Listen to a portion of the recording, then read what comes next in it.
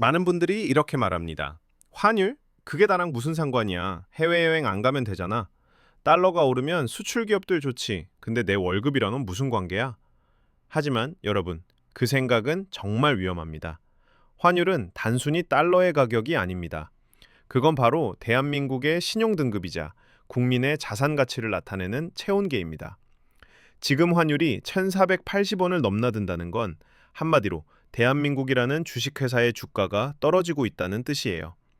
생각해 보세요. 여러분이 평생 피땀 흘려 마련한 10억짜리 아파트가 있습니다. 어제까지만 해도 외국인 눈에는 100만 달러짜리였습니다. 그런데 오늘 환율이 치솟으며 70만 달러로 전락했어요.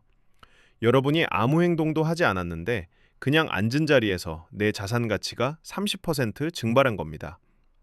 이게 바로 고환율의 정체, 그리고 우리 일상 속에 숨어 있는 보이지 않는 인플레이션의 칼날입니다. 오늘은 이 환율 폭등의 근본적인 원인, 그리고 이 거대한 태풍 속에서 평범한 우리가 내 돈을 지킬 수 있는 현실적 방법까지 차근차근 아주 깊게 파헤쳐 보겠습니다. 먼저 지금의 환율 상승은 일시적인 현상이 아닙니다. 이건 구조적인 변화입니다. 전문가들은 이걸 구조적 고환율, 뉴노멀이라고 부릅니다. 예전엔 환율이 오르면 수출이 늘고 수출이 늘면 달러가 들어와 다시 환율이 안정됐습니다.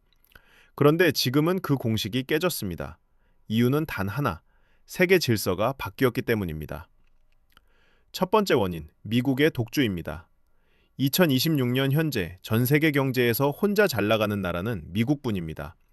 유럽은 경기 침체, 중국은 부동산 붕괴, 일본은 내수 정체. 결국 투자자들은 이렇게 말합니다. 그래도 믿을 건 미국 달러뿐이야. 돈은 눈이 달려 있습니다. 조금이라도 안전하고 수익이 나는 곳을 향해 흘러갑니다. 그래서 지금 전 세계 자금이 미국으로 몰리고 있습니다. 미국 연준은 여전히 금리 인하에 신중합니다. 미국 경기가 너무 좋아서 물가가 안 잡히기 때문이죠. 실업률은 낮고 소비는 활발합니다. 이럴 때 금리를 내리면 인플레이션이 다시 폭발합니다. 그래서 연준은 버팁니다. 지금은 금리를 내릴 때가 아니다.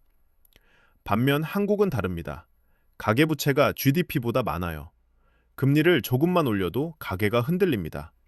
미국 금리 5%, 한국 금리 3%. 이 차이가 바로 달러를 빨아들이는 블랙홀입니다. 여러분이라면 어디에 돈을 두겠습니까? 당연히 미국이죠. 이건 단순히 환율이 올랐다 수준이 아닙니다. 전 세계 자금 흐름의 축이 미국으로 쏠리고 있다는 신호입니다. 두 번째 이유, 한국 수출의 둔화와 산업 경쟁력의 변화입니다. 한국은 수출로 먹고 사는 나라입니다. 그런데 요즘 그 엔진이 예전만 못합니다. 반도체, 자동차, 배터리, 여전히 주력 산업이지만 세계 시장에서의 입지가 흔들리고 있습니다. 중국은 더 이상 우리의 고객이 아닙니다. 이제는 우리의 경쟁자입니다. 한때 중국이 한국에서 반도체를 사갔다면 이제는 그들이 스스로 만들어서 수출합니다. 수출이 줄면 달러 유입이 줄고 그 결과 환율은 오릅니다. 무역 수지가 악화되면 환율이 내려갈 리 없습니다. 더 무서운 건 이게 일시적 조정이 아니라는 거예요. 중국의 기술력은 빠르게 따라잡고 AI, 전기차, 배터리 같은 미래 산업의 주도권 경쟁에서 한국이 예전처럼 여유롭지 않습니다. 세 번째 이유, 트럼프 의기의 등판입니다. 트럼프 대통령의 경제 철학은 간단합니다. 미국 우선주의. 그는 취임과 동시에 전 세계를 향해 선언했죠. 미국에 물건 팔고 싶다면 공장을 미국에 지어라. 이 말은 곧 관세 폭탄의 재등장을 의미합니다. 그런데 흥미로운 점이 있습니다. 트럼프는 달러 약세가 필요하다고 말하지만 그가 하는 정책은 달러를 더 강하게 만듭니다. 미국이 수입품에 관세를 부과하면 미국 내 물가가 오릅니다. 물가가 오르면 연준은 금리를 내릴 수 없습니다. 고금리가 유지되면 달러는 더 강해집니다. 이게 바로 강달러의 역설입니다. 결국 트럼프의 정책은 달러를 약하게 만들겠다는 말과 정반대로 움직이고 있습니다. 게다가 트럼프 행정부는 한국을 향해 말합니다. 너희 환율 조작하는 거 아니야? 이 말 한마디가 우리 정부의 손발을 묶습니다. 달러를 풀어 환율을 방어하고 싶어도 미국 눈치를 봐야 하니 적극적으로 개입하기 힘듭니다. 결국 환율은 1,400원대에 갇혀 있고 1,500원 돌파는 시간 문제라는 공포감이 퍼지고 있습니다. 그렇다면 이 상황, 우리 일상엔 어떤 영향을 줄까요? 가장 먼저 생활비 폭탄이 터집니다. 기름, 가스, 식량, 사료, 원자재. 대한민국은 이 모든 걸 수입에 의존하고 있습니다. 환율이 오르면 수입 물가가 즉각적으로 상승합니다.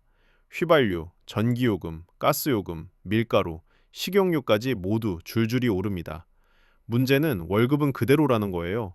즉, 내 지갑 안의 돈이 점점 작아지는 겁니다. 한국은행이 금리를 올려 물가를 잡으려 해도 환율이 계속 오르면 수입 물가가 다시 뛰어오릅니다. 그야말로 끝없는 악순환입니다. 자산 시장도 예외가 아닙니다. 외국인 투자자들은 한국 주식을 팔아치우고 있습니다. 왜냐면 원화가 계속 떨어지면 주가가 조금 올라도 환차손이 나기 때문입니다. 결국 코스피는 힘을 잃고 국민연금도 수익률 방어를 위해 해외 자산 비중을 늘리고 있습니다. 이건 단순히 주식시장 이야기가 아닙니다. 여러분의 퇴직연금, 국민연금, 부동산까지 모두 환율의 영향을 받습니다.